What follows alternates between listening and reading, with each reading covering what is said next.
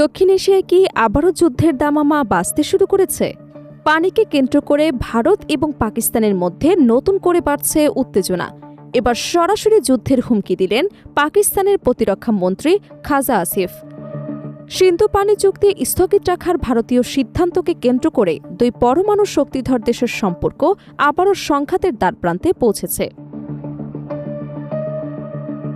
ভারতের বিরুদ্ধে সরাসরি যুদ্ধের হুমকি দিয়েছেন পাকিস্তানের প্রতিরক্ষা মন্ত্রী খাজা আসিফ। নয়াদিল্লি ১৯৬০ সালের ঐতিহাসিক সিন্ধু পানি চুক্তি স্থগিত রাখার সিদ্ধান্তে অনড় থাকায় ইসলামাবাদের ক্ষোভ আরও তীব্র হয়েছে। এমন পরিস্থিতিতে পাকিস্তানের প্রতিরক্ষা মন্ত্রীর মন্তব্য নতুন করে উদ্বেগ সৃষ্টি করেছে দক্ষিণ এশিয়ার ভূ রাজনৈতিক অঙ্গনে।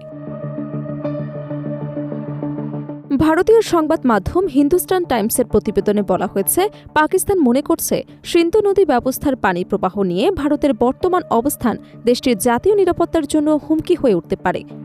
সে প্রেক্ষাপটেই সামরিক পদক্ষেপের ইঙ্গিত দিয়েছে খাজা আসিফ।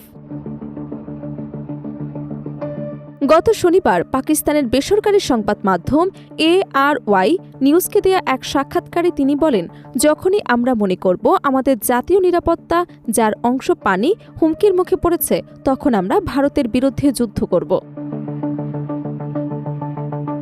তার এই বক্তব্য শুধু কূটনৈতিক মহলেই নয়, আন্তর্জাতিক বিশ্লেষকদের মধ্যেও ব্যাপক আলোচনার জন্ম দিয়েছে। কারণ ভারত এবং পাকিস্তান উভয় পরমাণু অস্ত্রধারী দেশ এবং অতীতে একাধিকবার সীমান্ত সংঘাত ও সামরিক উত্তেজনায় জড়িয়েছে।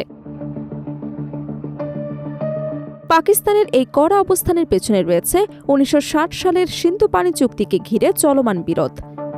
বিশ্বব্যাংকের মধ্যস্থায় স্বাক্ষরিত এই চুক্তিকে দীর্ঘদিন ধরে ভারত পাকিস্তান সম্পর্কের অন্যতম স্থিতিশীল ভিত্তি হিসেবে বিবেচনা করা হতো। যুদ্ধ, সীমান্ত উত্তেজনা এবং রাজনৈতিক বিরোধের মধ্যেও চুক্তিটি কার্যকর ছিল। তবে ২০২৫ সালের এপ্রিল মাসে ভারত নিয়ন্ত্রিত কাশ্মীরে সংঘটিত একটি প্রাণঘাতী হামলার পর পরিস্থিতি বদলে যায়। ভারত অভিযোগ করে হামলার সঙ্গে পাকিস্তান সমর্থিত আন্তঃসীমান্ত সন্ত্রাসী নেটওয়ার্ক জড়িত ছিল। এরপরই নয়াদিল্লি সিন্ধু পানি চুক্তি স্থগিত রাখার সিদ্ধান্ত ঘোষণা করে। ভারতের অবস্থান হল, পাকিস্তান যদি আন্তঃসীমান্ত সন্ত্রাসী কার্যক্রমের বিরুদ্ধে দৃশ্যমান ও কার্যকর ব্যবস্থা না নেয়, তাহলে চুক্তি পূর্ণবহালের কোনো সুযোগ নেই। ভারতীয় কর্মকর্তারা বারবার বলেছেন, জাতীয় নিরাপত্তা নিশ্চিত করাই তাদের প্রধান অগ্রাধিকার। অন্যদিকে পাকিস্তান এই সিদ্ধান্তকে আন্তর্জাতিক আইন এবং চুক্তির পরিপন্থী বলে দাবি করছে। দেশটির অভিযোগ, ভারত পানিকে রাজনৈতিক কৌশলগত অস্ত্র হিসেবে ব্যবহার করছে। খাজা আসিফের ভাষ্য অনুযায়ী, ভারতের পদক্ষেপের ফলে পাকিস্তানের এই অঞ্চলে পানির সংকট আরও তীব্র হয়ে উঠছে। বিশেষ করে সিন্ধু এবং বেলুচিস্তান অঞ্চলের পরিস্থিতি নিয়ে উদ্বেগ প্রকাশ করেছেন পাকিস্তানি কর্মকর্তারা। তাদের দাবি, কৃষি, খাদ্য নিরাপত্তা এবং স্থানীয় অর্থনীতি ইতোমধ্যেই চাপের মুখে পড়েছে। পাকিস্তানের সরকারি তথ্য অনুযায়ী দেশটির বিভিন্ন খালে পানির ঘাটতি উদ্বেগজনক পর্যায়ে পৌঁছেছে। নর্থ ওয়েস্ট ক্যানেলে প্রায় ৬৪.১%, রাইস ক্যানালে ৩৮% এবং দাদু ক্যানালে প্রায় ৮২% পর্যন্ত পানির ঘাটতি দেখা গেছে। এছাড়া শুক্কুর ব্যারেজে পানির স্তর উল্লেখযোগ্যভাবে কমে যাওয়ায় স্থানীয় প্রশাসন এবং রাজনৈতিক নেতারা অর্থনৈতিক সংকট আরও গভীর হওয়ার আশঙ্কা প্রকাশ করেছেন। বিশ্লেষকদের মতে, দক্ষিণ এশিয়ায় পানি ভবিষ্যতের অন্যতম গুরুত্বপূর্ণ কৌশলগত সম্পদ হয়ে উঠছে।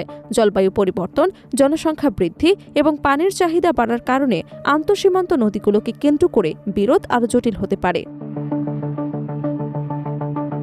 তবে বর্তমান পরিস্থিতিতে ভারত এবং পাকিস্তানের মধ্যে সরাসরি সামরিক সংঘাতের সম্ভাবনা কতটা, তা নিয়ে মতভেদ রয়েছে। অনেক পর্যবেক্ষক মনে করেন, কঠোর বক্তব্যের মাধ্যমে উভয় পক্ষ নিজেদের রাজনৈতিক অবস্থান শক্ত করার চেষ্টা করছে। তবু দুই দেশের মধ্যে ক্রমবর্ধমান উত্তেজনা যে নতুন করে উদ্বেগ তৈরি করেছে, সে বিষয়ে কোনো সন্দেহ নেই।